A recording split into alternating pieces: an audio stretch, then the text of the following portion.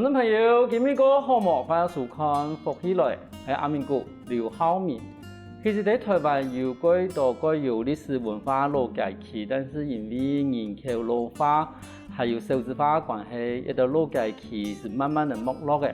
我哋今日有請到來賓，楊到陳家鳳，其實佢對地方創生該有研究，同時佢喺美濃有個地方，佢把佢有個品牌管理有個專業，帶入去美濃。同時，亦希望講，亦可以通過也要努力，把幾多年輕人去吸起來，我哋咧向下來努力。我哋馬上歡迎今日來賓家鳳來到現場。家鳳你好，主持人好，大家好，我係陳家鳳，我來自高雄。家鳳嗬，一開始我哋喺節目裡邊都有講到講，其實你即家喺美濃以前有做過一個美濃企業嘛嗬，其實嘛算作為一個幾好嘅一個經驗。但我睇美濃，可是睇美濃去發展也嘅一個事業咯。應該是這麼說，就是當初我們團隊選擇到美濃的時候，其實發現其實街區是很有深度跟文化這件事情，但是好像總是少了一股力量，就是把大家一起聚集起來，那在街區做些什麼事情，這樣去到美濃蹲點在那邊，那我們蹲點至今其實也將近3到5年的時間了。這樣，然後我們持續就是在街區推動一些我們的策劃、策展跟一些街區的盤點這件事情，然後慢慢的把街區打造成我們想要的樣子。這樣，對。剛才他講了等於講，其實你喺美濃嘛差不多3到5年了嘛哈。那當初為什麼會有這樣的機緣，會在美濃去辦一些策展啊，或者是一些活動之類的呢？因為這麼說，就是當初會到那裡，是因為第一個工作其實就接觸到農村，然後第一個點就是美容。那我覺得美容這件事情是保有我很喜歡的一些歷史文化的樣貌，然後它還有一些鄉村的氛圍。那但是我在這邊看到一些客家文化的這些代表，其實是這些在這個地方生活的人們。那這些人就是客家的特色。那但是我們在街區在做這件事情的時候，為什麼會有這項脈絡？是因為我們跟大家共同去開會，那去策劃，那街區到底要怎麼去發展？那有沒有可以把人潮帶進來，或者是一些比較美學提升的概念，把它提升到街區裡面來？那我們就一直在發展這樣的事情。對，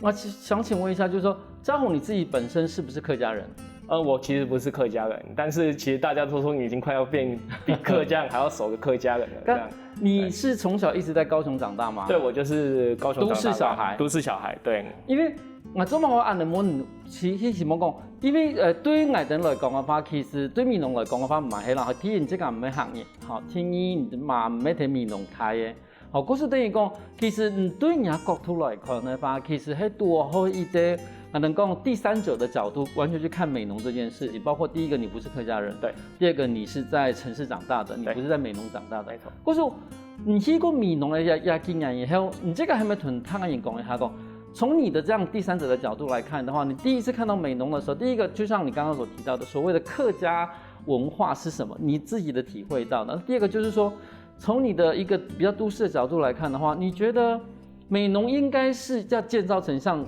高雄市那個就都市型的那個樣子嗎？還是說它應該有它自己的路？應該是怎麼說？就是從我還沒進到美濃去做這些事情的時候，第一個印象是就是大家知道板條，吃板條，就是吃板條而已這件事情。但是到我後面進去的時候，就是在做一些這樣的盤點規劃或者是設計工作的時候，發現其實美濃不是只有板條這件事情，而是它擁有很豐富的人，這是我們最大的文化這件事情。如果沒有這些人，其實這些都不會存在。所以那時候我就體會到說，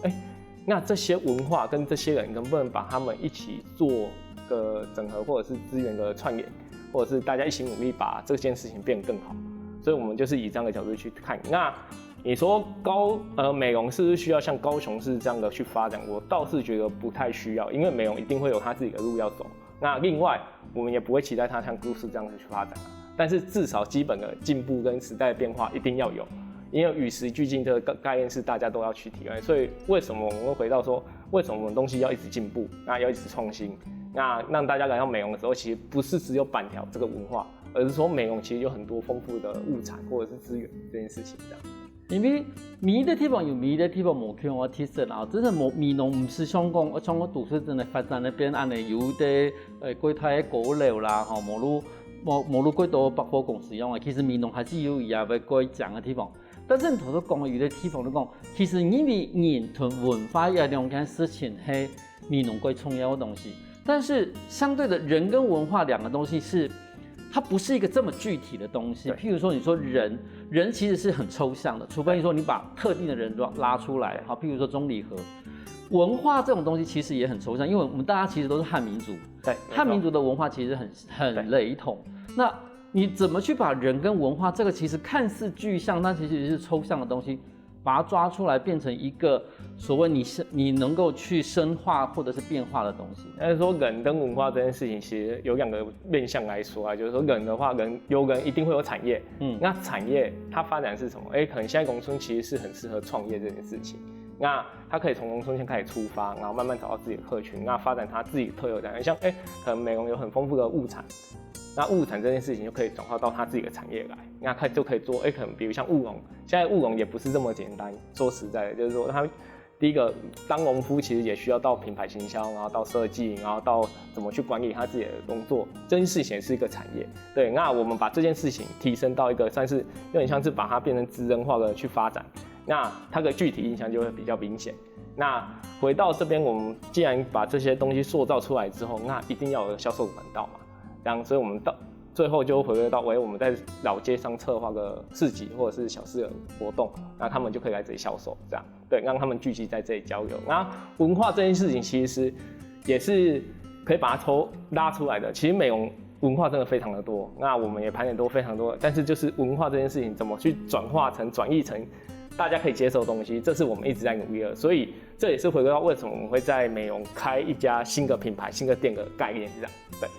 好多人讲，我都等于讲把人屯我产业的地方去集中下啦，吼，等于讲，因为我讲一啲单纯讲一啲人其實幾難講，但是你講到以產出來的東西，可能都可以個推配一張人類的情形，同時都變成講文化的東西話，其實嘛，伊啲算是伊啲美術去表現這個去本他間去接觸到，可是變成講裡面有一啲點樣的情形。那我們知道說，因為你這一次除了有個店面，或者說有一個場域之外，其實它也有一個品牌，就是花笑 East 嘛，哈。對。那你是不是跟我們的觀眾朋友說一下，花笑 East 它本身這個品牌的精神是什麼？我們這個花笑 East 這個品牌啊，其實是回到我們長期在美容行動的一個依據啊，就是說我們在這邊行動那麼久，然後發現其實美容有一個特有的置物文化這件事情，那我們想要把這件事情融入到我們生活中。那其實花笑其實諧音就是發酵，那置物其實就是發酵的一種食物，那結合就是在地的，就是我們剛好認識草澤精釀這件事情，那負責人也是客家人，那他想要把這件事情結合到這個空間裡面來，那我們就組合起來就變成花笑 East 這個品牌。那其實我們都一直在講啊，就是說其實時間可以釀造一切美好的事物。那也是我們回到我們的精神，這樣，所以我們為什麼會當初在這家店在設定的時候會取這個名字的概念，這樣。不是我法膏哈，人家品牌名字叫做花笑嘛哈，那客家話叫做法膏，但是從來人的法膏其實是會搶的一個詞啦，好多睇如果人搶話，比如我哋滷東西嘅時候，其實滷一種法膏啊，法膏嘅東西其實比如講我哋一般咧滷我哋咧蘿蔔的啦，好滷鹹菜啦。但是發酵嘛可以發出變成講發酵變成酒啦，好通啊秘魯嘅部分。嗰種其實初期也要可能講秘魯嘅品牌其實聽下人呢南部已經算夠有名了。當初你們是怎麼去跟草澤認識的呢？應該是說我們在草澤還沒開之前已經認識到負責人了。那在這之前已經有結下一段，我覺得也算是緣分啊。對，然後之後到我深耕到美容的時候，我們的關係更加的密切。那時候其實他們草澤就跟我講說，他們其實想要在美容開一家店。那我的夢想也是說，可能在美容有一間店面可以去做這樣的空間的美學，或者是設計的概念，讓大家知道說美容其實可以有一種創新的品牌的思維這件事情。那我們兩個組合起來就形塑成這樣的一個品牌。那回到就是說我們在設定這家店的定義的時候，其實那時候其實就用很高標準在看這家店了，因為我們開店其實很簡單，大家開店就可以做生意了。說實在的，但是我們比較不是把它定義成一家店，而是一個文化空間這件事情。那總嘛去講，唔想要開一家店嘅，但是又唔係講開一般嘅店，係定義成一個文化空間。但是文化空間，它跟商業形態感覺上其實好像没有办法画上等号。对，其实大家一定会有这样的区隔嘛，就是说，你这样今天是要开店，你还是你要倡议什么东西？但是其实我们做一个很不错的一件事情，就是说我们把现在美容课的置物这件事情融入到我们的菜单来，跟我们的饮食设计里面、食物设计里面。那我们来个客人其实可以预约用餐，那用餐的方式就是说，我们可能是9宫格的方式，那有推出每一碟的置物的小菜，那配一碗美容的意式青米，那形塑成我们套餐式的餐饮。那平常在店里的下酒菜其实也都是置物，对，像烟梅啊，或者是萝卜干啊这种的，就配我们的啤酒使用。所以其实我们一直把这件事情生活化，让它不要让大家觉得说，好像来美容好像只能吃板条这件事情，那又有一种新的选择，这样。对。可是如果你在店的地位，你在文化空间地位，等于如果你在送出来餐，你可以用我的卤的咸菜啦，卤的这种东西变成你的菜的一种主体，然后配上一堆米浓的米，做成了饭，都还有一罐秘鲁。咁你其實等於講，也要傳點條嘅看法其實都還能夠菜體嘅米濃嘅一啲物產啦哈。那你這樣子提出來的這樣子一個餐點，包括就是說你剛剛所說的置物，以及你剛剛說的美濃的米，以及它的一個啤酒，你希望這樣子的一個套餐，或者是一個這樣子的一個餐點組合，你希望讓顧客體會到的是什麼？應該是說其實。這件事就回到說，我們之前在盤點調查飲食文化這件事情，其實現在人會認為置物這件事情是太鹹了，而且是對身體比較不好這樣。那但是如果今天我們把置物這件事情把它提升到一個境界的時候，並不再是像可能是填一個在玻璃缸裡面的置物這件事情，或者是比較可能我們有透過比較精緻的做法去把它提升到就是我們菜單裡面，讓大家是對於吃置物這件事情，它是可以扭轉這個形象的。如果當人講滷的東西都係老人家吃的東西，但是冇想到人家嘅生意呢，佢把秘魯同滷的東西整合起來，變成一個新的文化空間裡邊所產生的東西。休息一下喎，等下我哋埋嗰度講精彩故事哦。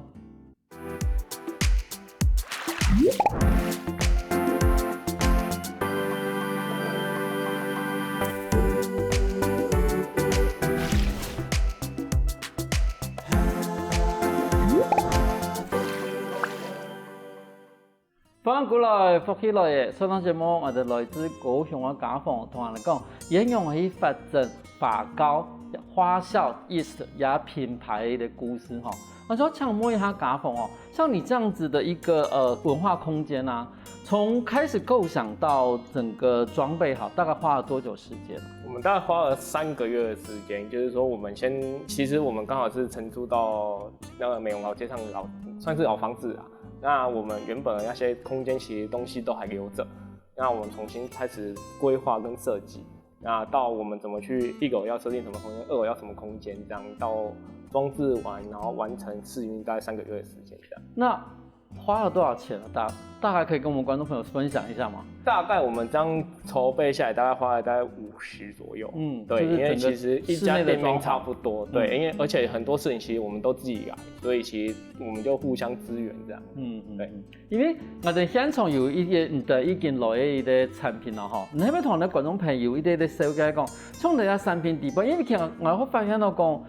雅мя貴鐵皮啦哈，它的名字是以客家的諧音在取名字的嘛哈？對，就是說我們商品其實我們一直在強調就是品牌的一致性這件事情，所以其實有我們的花笑的酒標，那其實我們另外我們節慶也有推出，就是以客語日常用語為主要的酒標，所以其實我們的酒的名字都是用客語的日常打招呼的用語去取名。你剛剛說是節慶用的嗎？對，節慶用的。是為什麼會是什麼節慶，或者是說為什麼會特別為了節慶去？大概就是覺得說，其實客家人其實對家族一種傳承跟心意這件事情是保有這樣的情感的，所以其實我們在推出這樣的商品的時候，就想到說，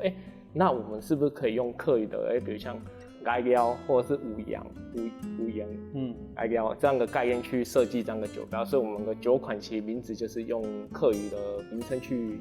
發想的。譬如說你最右邊那瓶酒，它本身的味道是怎麼樣的？其實它是用台灣香檬去釀造而成的。那我們一直在講說，其實檸檬跟香檬是不一樣的，香檬是台灣原生的。对，那我们就把它加进我们的气泡酒的口味里，其实喝起来会有淡淡的香浓的皮香，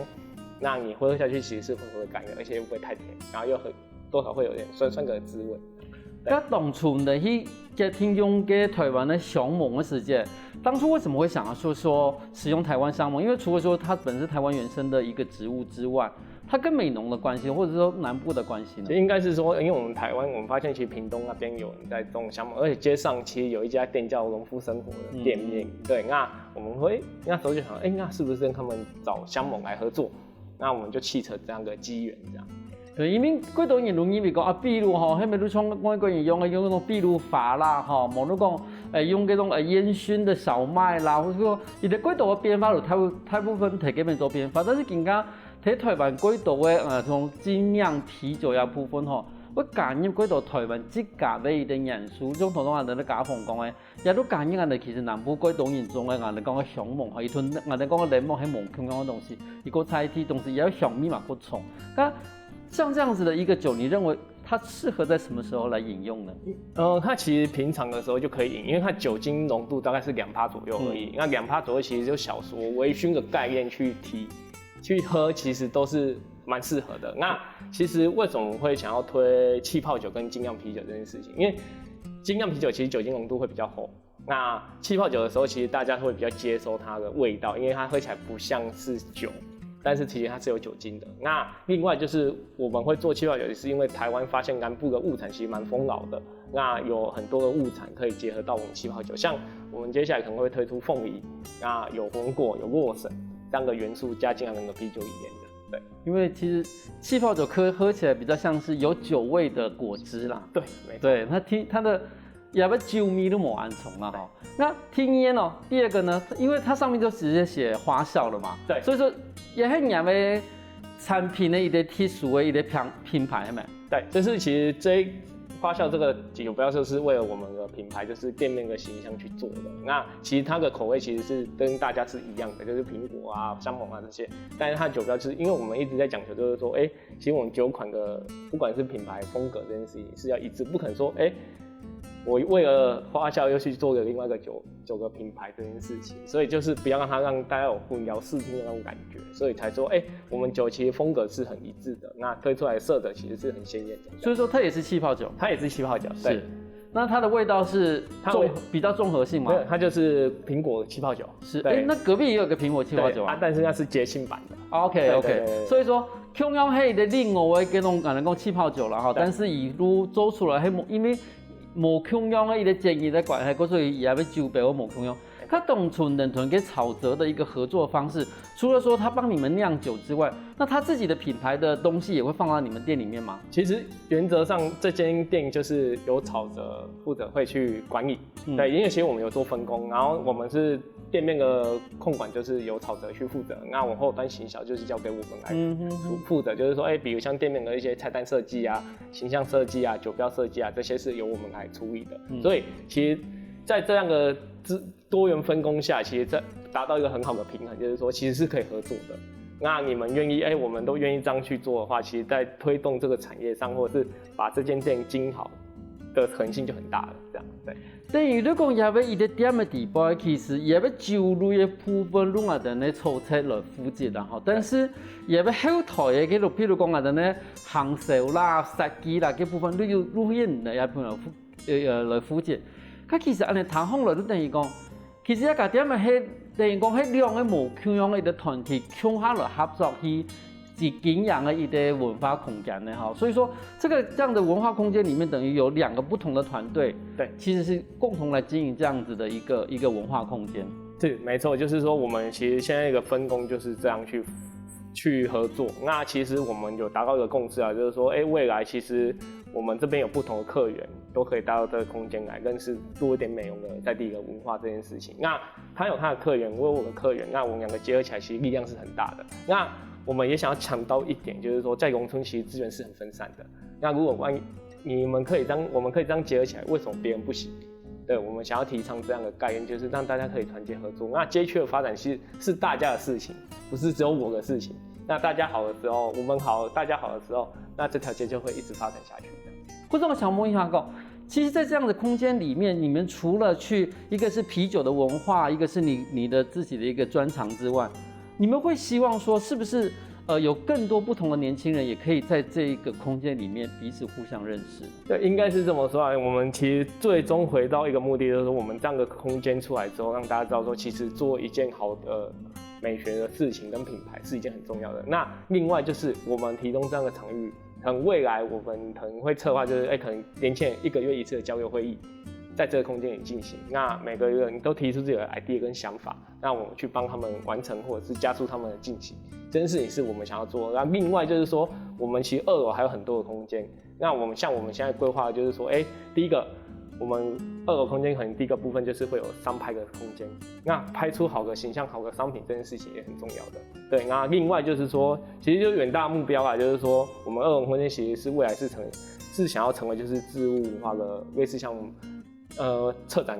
馆的概念，就是说博物馆的概念这样，就是透过腌制品这件事情，让大家知道说，其实美国腌制品是可以一直传承下去的，而且是还有这些人一直在做这些手艺的。那这样子的情形就是说，其实未来它的2楼，不管是你刚刚提到，就是说它其实是有商业拍摄的一个空间嘛，那同时它也会变成未来可能一个腌制品博物馆的一个预留的一个想法的空间了。那在这样子，其实你在美浓也大概有2-3年以上了。对。那你自己在这2-3年里面，你觉得遇到的年轻人多吗？我跟你讲，其实真的还蛮多的，而且我不知道为什么大家会自动来找我们的，所以我觉得就是说我们的青年的影响力算是蛮大的，就是说我们在透过我们这几年这样脑洞下来，那很多年轻人透过自己认识我们之后，那我们就可以再去发想下一个阶段，他们可能要在美容创业，或者是要进驻店面的这些事物，那我们可以再提升他们的东西。那另外就是说，其实我们一直在提倡一件事情，就是说把大家的品牌先提升上来，先专注做好一件事情，他们的东西被看到的时候，他们的效益会更大。这样，所以其实我们一直在发展这件事情，所以到现在其实不只是美容啊，就是说可能六龟啊、甲酰、山里都有我们认识的青年。那我们大概合作单位大概20-30个超过，这样，而且都是之前都是大概30岁到40岁区间的青年，那回乡啊、服务啊，或者是接家里的家业这件事情这样。那你认识的这些年轻人里面呢，他们从事的行业或者说他们自己的专业，大概是哪一类型的专业？我们认识的青年其实蛮多元性，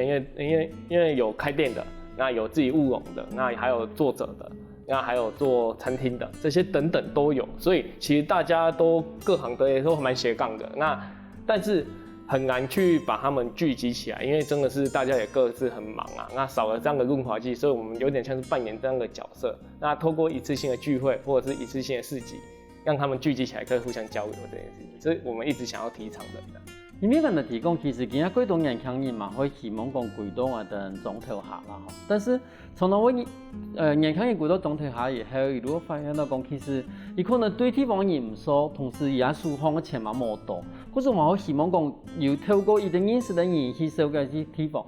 所以说那些年轻人去找你们，你觉得说你能够给他最大的帮助是什么？其实第一个我们给他的帮助就是说，第一个他看到我们的东西其实是跟他们之前完全做的方式是不一样的。那我从中我们就可以其实这个建议。那第二个部分是说，帮他找寻相对应的资源，可以合作的单位。比如他需要什么像个老师或者是业师来协助，我们就可以去帮他们媒合。那另外就是说，我们在从中就变成这种是有点像是亦师亦友那种概念，就是说，其实我们都没有上对下，对，就是平等的。那一起来合作，那我们可以擦出新的火花。像我们预计，其实这次是跟草哲合作嘛，那我们接下来其实是会跟世界品牌的也是创业的人合作，那推出有关米的新的伴手礼这件事情，其实大家可以期待一下这样。嗰個其實喺美濃做一個伊的文化空間以後，伊其實認識了幾多年，同時伊嘛產生了幾多目標嘅基地。休息下我等下我嘛有幾多精彩故事。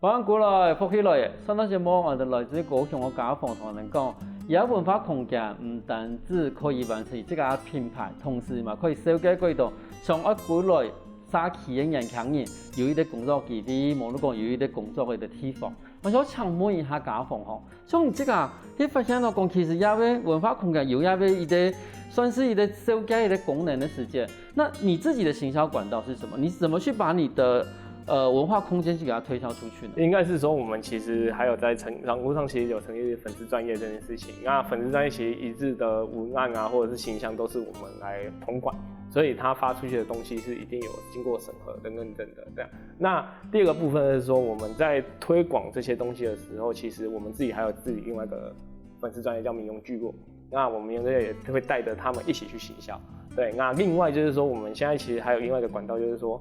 我們其實認識很多農友，那如果他們未來有 OEM 的需求的話，其實也可以找到我們，那找到草者，這樣對，所以就是說透過這樣的方式，我們去把這件事情行銷在包裝在裡面。對，那我們推出來的東西其實都是醞釀很久的啊，不是說我們這檔要做什麼就做什麼，沒有，都是前一年就在規劃這件事情的。而家停頓時代嘅進步哦，其實而家幾多我哋做下年輕人已經冇像我哋以前嘅年輕人咁樣。以前嘅年輕人可能幾多總統下以為這個有啲專業嘅能力，但是而家其實要專業幾多年。譬如講，你可以寫文章啦，你可以做啲主持人嘅同時，嘛可以做一啲品牌嘅行業。所以說這一部分，我想請問一下，就是說，像你自己做品牌行銷嘛，因為其實我們這個段節目也一直在講到品牌，為什麼我們回到返鄉青年回到我們村莊的時候，品牌還是很重要嗎？對你來說，我覺得這是一個現在已經其實是入門款了。當你這件事情你不把它強調出來的時候，你其實會失去你本來原有的特色這件事情。那為什麼你不專注把這件事情做好的時候，你其實是會吸引大家的目光？因為其實都市人現在其實都很高壓，那他到農村的時候，能不能找到一個好的空間或好的品牌，然後去消費、去享受這件事情，其實是蠻重要的。所以其實我們在做，不管是地方創生或社區營造這件事情，其實目前來說都是會以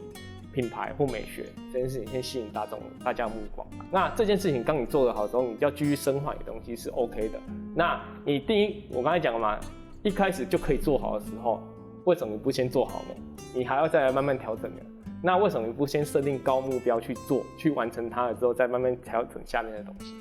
對，應該是要這樣的方式。因為對幾多人來講嘅話，可能而家一開始嘅想法會因為講，譬如講我係做包嘅，我都包嘅做好，你都會有名嘅。咁啊，做乜我把它發展成去做一啲這個品牌嘅東西？可是對現今人來講，都上頭都講嘅，做品牌係其實係最重要嘛，係第一步來講。咁問題係講，做品牌這件事情，怎麼去開始跨出做品牌的第一步呢？怎麼去跨出做品牌？第一個就是設定自己的東西訴求是什麼嘛。就像說我們剛才講的，我們花校的品牌其實一開始設定就是輕熟女或者是年輕族群這件事情，所以我們的品牌調性就會說往這個方向走。對，那另外我們當然還是要照顧一些就是可能有常在可能喜歡喝酒或者是喜歡精釀啤酒這個客群的人，然後再去為他量身定造他的酒款這件事情。所以應該是說，針對你的客群或者是你的需求，先設定這樣的目標，然後再去想說，你要取怎樣的名字，或者是你的品牌的特色是什麼這件事情。那設定好之後，你再去發展你的結構，會比較完整啊，不然會變得像是說，大家都一直開店啊，但是開店之後呢，客人一次來走了之後，回流率這件事情就沒有了，這樣。所以我們其實一直在強調回流這件事情，這樣。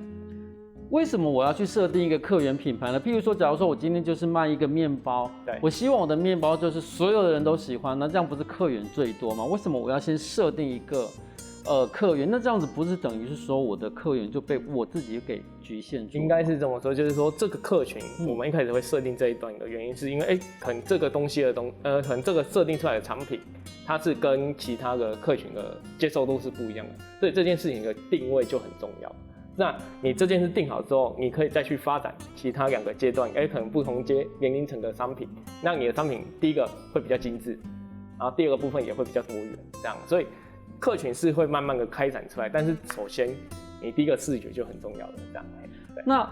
針對於無共用的，譬如講頭都講，我哋咧，譬如我哋一開始品牌係專門主打一個客群嘛，嚇。咁唔頭嘛，又講到講，其實喺度我哋嘛可以去開始開發無共用的，我哋講客群。那这样的不同的客群，我到时候也要设定不同的品牌吗？不会，其实都是以这个品牌去发展出不同延伸分支的商品，就是对，因为品牌是品牌，但是你旗下商品是可以很多元的，对。或者对于品牌来说的话，它是只有名字的一个取法重要吗？还是说怎么去经营这个品牌也是很重要的？其实应该是说回到就是说名字其实怎么取都我觉得都没关系，但是回到你有没有用心在做这件事情，那你强调的理念跟精神有没有一直走在这条路上这样？对。像我们这个一开始对我哋呢，喺地方冲绳规落我哋呢，美浓啊嘛，好喺美浓实店，嘛嚟喺美浓作为一站嘅，后来今日有一啲法高雅嘅一啲品牌出来。那你假如对于我们想要回乡返乡的一个青年，你有没有什么样的建议呢？因为建议是说，其实回乡返乡这件事情本来就是很辛苦的一件事情，但是大家都还是会觉得说，农村其实是一件很浪漫的事情，这样。但是我们想讲，你今天想要回来做一件事情的时候，你要专注跟坚定的意志力去把它完成，也不是说半途而废这样。其实建议其实大家都很会建议，因为相对的，其实政府资源很多都在建议说，青年要回乡干嘛？但是现实来说，就是不会有这么简单的环境让你去生存下来。对，所以你还是很多的办法，就是你要靠自己去想说你要做什么，那寻求外部的一些资源的媒合，你一定要开放，就是跟大家一起合作。我觉得是要给大家的建议是说，大家其实是相互合作，会产生更大的力量，因为大家客群是不一样的。嗰時其實等於講，睇伊哋其實最困難的一個情形之下，他跟你合作係得最重要啦吼。但是你剛剛有提到，就是說，其實返鄉其實沒有那麼容易。對，你覺得它最大的問題、最大的困難點是遇到哪裡？客源不夠多嘛？第一個應該是好，可能當今天家裡沒有家業或者是事業的時候，其實回鄉這件事情本來就又更難了。對，那第一個部分你要克服的是資金的問題嘛。你有沒有可能在外面奮鬥過，你有一筆資金，你想要回來，那你就要先設定好這資金怎麼去運用。那第二個部分，你怎麼讓去籌措金流怎麼進來這件事情也很重要，就是說，你開了這家店，你要設定多少營業額。讓你的事業怎麼去發展，讓你的商品是什麼，你的 TA 是什麼，這件事情都是要去設定。所以，其實在做一件事情，其實沒有那麼簡單。因為像我們在設定花校這個空間的時候，我們也希望它賺錢，但是我們要保留都是我們想要強調的精神是什麼。所以這件事是我們要取得平衡的，所以我們才會說，空間其實是可以拆解出來，多元性的去運用，不是只有設定說它就是營業空間這件事情的。但是有幾多年喎，因為講其實因為講即係當初喺台北，譬如講買包買幾好，啊，如因為講喺美濃買包嘛買幾好，但是一過來發現講，也不市場冇外上嘅安排，冇你講也市場冇外上嘅安好開發，冇你講一啲產品嘅天 V 嘅時間，唔啲講也不東西，我喺台北可以買80蚊元，但是我喺美濃絕對冇辦法買80蚊元。那商品的定位，譬如說我今天商品的定價要放多少？以符合當地的一個市場的一個需求，那這樣子的一個概念是，我之前就要先做好功課嗎？還是說我可以花1個月、2個月的時間去 test 這個市場？應該是說，這就是回到說，你怎麼去設定一個商品？因為商品的屬性不一樣的時候，價格一定不一樣。那第二個部分就是說，你今天的客群是70%是觀光客嗎？還是70%是在地人？這件事情就很重要了。所以你的商品的價格會取決於說你到底是要銷售給外面的觀光客，還是在地的人。對，那當然我們在美濃其實算是觀光區域，其實我們大部分會60%會設定在觀光客，但是地方的我們還是要照顧到啊。如果可能地方的鄉親覺得這間店很非常想要來消費，那價格還是要他們可以接受，所以大概會有這樣的面向。那你可以透過像我們講的試營運的方式去把它價格定出來，就是說，你可以先設定一個價格，那你去營運一段時間後再去調整，那正式開幕的時候就會把它定下來，這樣。對，就等於是說，其實今天在一個地方開業，不管是美濃或者是其他地方，其實你要嘛就是要先去了解當地的一個商業形態，對，跟它的屬性。第二，不然的話，你真的就像剛剛你所提到的，你可能要有一段試營運的時間去拿捏這個市場，因為你到時候開了之後，你才會知道說，其實你當初的定位是不是真正市場上的定位？因為也許當地的，譬如說你剛剛說輕熟女，她不吃這一套啊，對，她可能不想，她不喜歡這個 style。那你剛剛想設定的這個不是那個樣子，那說不定輕熟女不喜歡，可能反而來了另外一票你當初意想不到的東西。對，沒錯。所以說，在這個試營運裡面，你有沒有發現當初是你自己沒有預想到的一些狀況？其实我们发现说，后来其实蛮多真的是带亲子小朋友来的。对，可是你这个是一个酒，那是一个酒品，所以你看对，我们后来又发展了另外一个非酒精饮品这件事情。那我们的非酒精饮品又结合在地的品牌果酱，去搭配，所以这是试营运过程中非常好玩的一件事。说，不可以只有顾到大人啊，小朋友也要喝东西啊，对啊，小朋友也要吃东西，所以我们就又去发展出另外一个菜单设计的这件事情是。所以说这个当初是你刚开始没有设想到的嘛？对啊，但是其实后来发现，其实来的年轻人真的蛮多，我们大部分都是年轻人，对。因为美浓算是一个我们算高雄市客家庄地方，算是发展最早的一个地方啦。吼，早期我们呢，佢传统的客家的一个村庄，慢慢的因为商业形态的经验，其实美浓改形成。或者美浓嘛，因为改多的无同样的形态的一种店的，譬如讲餐酒馆嘛，吼，网络讲是壁炉嘛，吼，其实对美浓来讲，发现迄一代可能讲现代跟传统互相冲击在美浓。对，那其实对你们的角色来看的话，其实你们刚好是那个交集处，因为虽然你们卖的是餐酒馆，虽然是卖的是精酿啤酒，但是你们却是用一个保有最传统的方式、自物的方式去呈现这样子的东西，等于是不管是美浓当初传统的形态，甚至是在整个新的社会，甚至新的商业发展的一个形态里面的互相交集里面，其实从今天的一个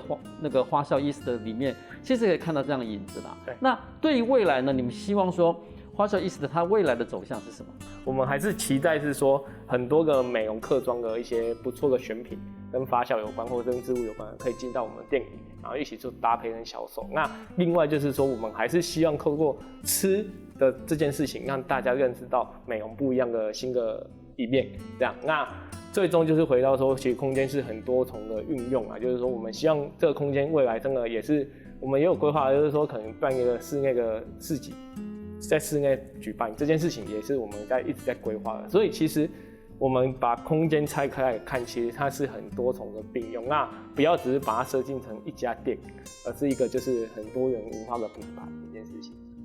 那相信几度看福喜来的观众朋友，伫尾路几度去做探研啥啦？看下今日节目，如果发现到讲，其实喺一般之间唔使去受生意的工作体内，生意的什么投入，其实今仔生意呢，伊过会想。伊嘛过同汤圆合作，喺度未来伊这个路伊要这个行出来。今日我感谢贾凤同的分享安东亚故事，谢谢主持人，谢谢大家。